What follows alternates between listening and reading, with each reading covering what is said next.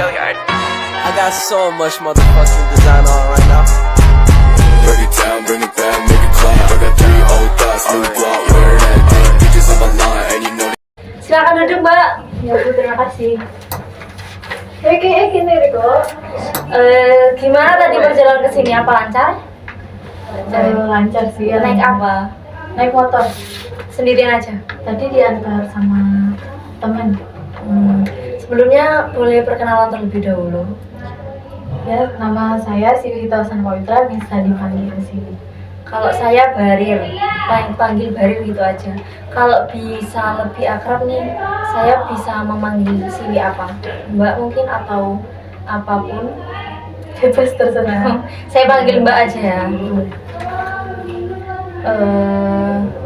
Sebelumnya Mbak Siwi, boleh saya jelaskan dulu bahwa di proses konseling ini adalah proses bagaimana bantuan yang antara konseli atau dan konselor itu menyelesaikan masalah konseli secara bersama-sama. Sebelumnya Mbak Siwi udah pernah melakukan proses konseli atau belum? Kebetulan belum sih. Nah, di proses konseling ini ada yang namanya itu asas kerahasiaan. Nah, jadi Mbak Siwi itu nggak perlu khawatir kalau masalah Mbak Siwi itu akan bocor kemana-mana. Jadi cukup Mbak Siwi, saya dan Tuhan saja yang tahu. Di proses konseling ini biasanya dilakukan selama 40 menit, Mbak. Apakah dalam waktu 40 menit ini Mbak Siwi bisa mengikuti arahan dari saya atau ngobrol secara leluasa dengan saya? Insya Allah bisa, Bu. Baik. Kalau begitu boleh langsung diceritakan Mbak, masalah Mbak Siwi seperti apa? Baik. Jadi saya itu orangnya tidak percaya diri ya. Sudah lama sih saya mengalami seperti ini. Sadar saya bahwa saya itu orangnya tidak percaya diri. Tidak percaya dirinya itu ketika langsung saja nih Mbak Siwi, masalah apa sih yang Mbak Siwi mau diselesaikan? Baik, sebelumnya terima kasih ya Bu atas waktunya. Jadi gini, saya itu orangnya bisa dibilang tidak percaya diri. Saya merasa tidak percaya diri ini sudah cukup lama sih Bu. Kemungkinan dari kurang lebih saat saya masuk ke SMP. Nah, yang dimaksud tidak percaya diri di sini itu salah satunya ketika saya bertemu dengan orang-orang baru. Saya tuh sulit untuk bergaul, sulit untuk akrab gitu loh sama mereka. Saya tuh berpikir kayak kalau kamu mau nyapa saya, ya saya sapa balik gitu. Tapi kalau enggak, ya terserahmu gitu. Gitu. Tapi ya saya punya pikiran kayak gitu, ya karena saya tidak percaya diri itu. Gitu. Kalau boleh nanya nih, sebelumnya pernah nggak sih atau mungkin waktu duduk di bangku SD Mbak Siwi merasakan tidak percaya diri tersebut? Kalau untuk usia SD sebenarnya masih belum terlalu sadar terasa gitu. Kalau selama ini Mbak Siwi merasakan tidak percaya diri, hal apa sih yang Mbak Siwi lakukan agar saya nggak boleh percaya diri nih gitu, yang untuk mengatasi untuk sementara ini? Kalau untuk tindakan yang saya lakukan saat saya tidak percaya diri itu apa ya, kayaknya nggak ada ya Bu. Saya memilih untuk diam, ya udah diam aja gitu, cuek gitu aja ya. Atau mungkin Mbak Siwi pernah nggak curhat sama teman Mbak Siwi atau mungkin orang tua Mbak Siwi bahwa Mbak Siwi itu sekarang atau dari dulu itu udah merasa tidak percaya diri tersebut? Kalau curhat sama teman pernah. Teman aja atau ada yang lain? Tidak ada sih, kebanyakan sama teman.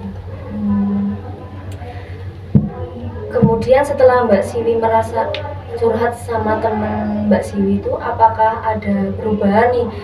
Oh, aku cerita tapi terus dikasih solusi, apakah itu bisa? Sebenarnya kalau dari pikiran saya itu berpikir kayak oh iya benar saya harus kayak gitu gitu. Tapi ya terjadi lagi ketika udah di lapangan, udah berhadapan langsung, ya yang saya hadapi seperti itu, kayak takut gitu.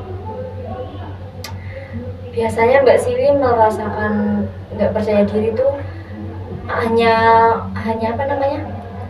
Biasanya Mbak Siwi merasakan tidak percaya diri tersebut hanya kepada orang-orang yang baru kenal, atau ada hal yang lain, atau mungkin maju ke depan kelas itu nggak percaya diri gitu.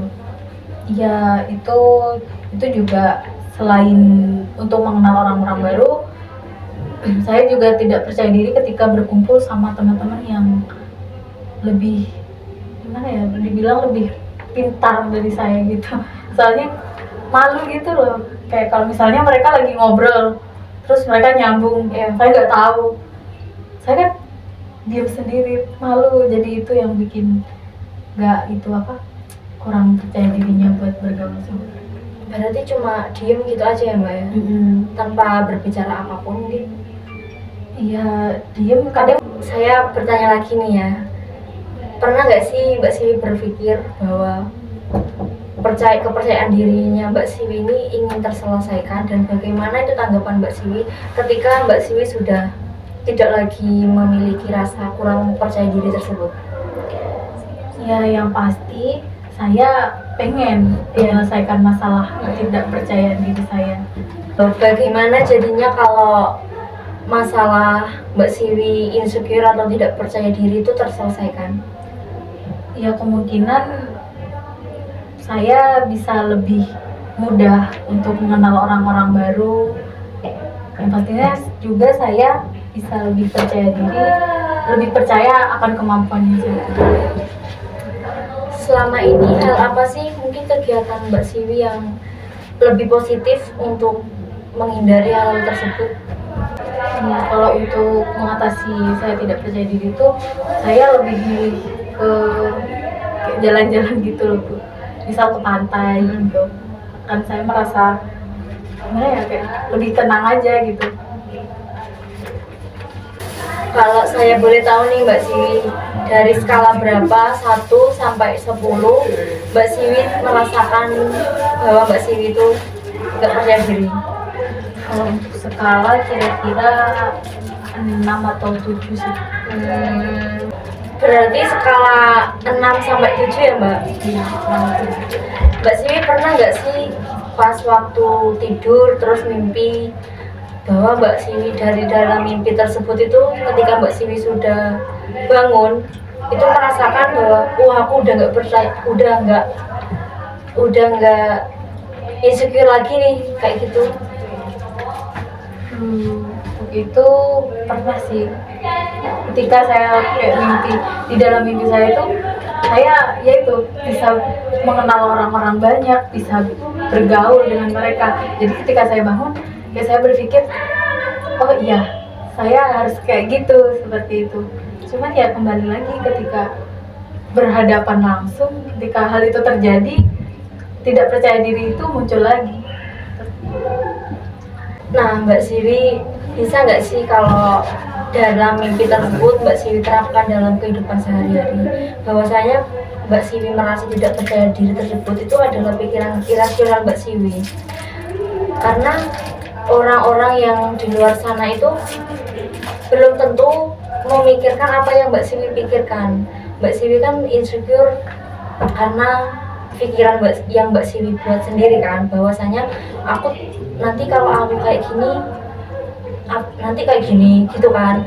Nah coba Mbak Siwi lebih berani lagi. Contohnya ya boleh bersikap bodoh amat, tapi Mbak Siwi juga harus memposisikan itu.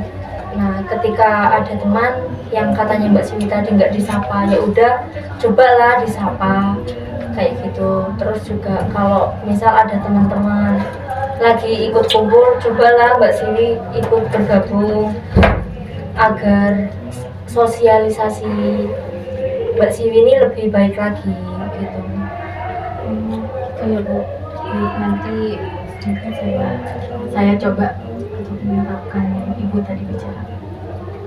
Lalu selanjutnya Mbak Siwi harus bisa memilih teman yang baik, kan sekarang kan lebih pandai-pandai memilih teman, karena zaman sekarang tahu sendiri kan ada berbagai macam teman gitu. Jadi sebisa mungkin Mbak Siwi harus memilih teman yang mengajak Mbak Siwi dalam kebaikan, harus melakukan kegiatan-kegiatan positif. Atau mungkin di kampus Mbak Siwi merasa tidak percaya diri, bisa mengikuti UKM, bisa mengikuti kegiatan-kegiatan kampus lah, jangan hanya kuliah habis itu pulang. Kan juga membatasi sosialisasi Mbak Siwi juga kan. Kalau ikut UKM kan juga selain kita melatih kepercayaan diri kita juga menambah relasi, juga menambah teman. Dari kita perbanyak teman kan juga Mbak Siwi semakin berani untuk mengenal orang-orang baru.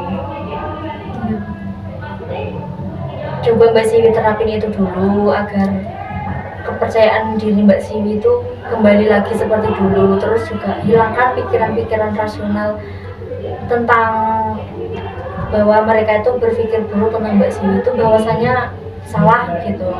Jadi tetap berpikir positif, sosialisasinya juga dibangun kembali agar Mbak Siwi bisa percaya diri kembali, kayak gitu Mbak. Baik Bu, nanti akan saya coba. Nah baik Mbak Siwi, kita juga udah memasuki batas maksimal proses konseling kita. Kalau Mbak Siwi kurang puas dengan saran saya, kita bisa atur jadwal di minggu depan mungkin bisa. Tapi Mbak Siwi terapin saran saya terlebih dahulu ya Mbak. Nanti Mbak Siwi bisa hubungi saya kembali. Iya Bu, baik, terima kasih atas waktunya untuk hari ini. Iya Mbak.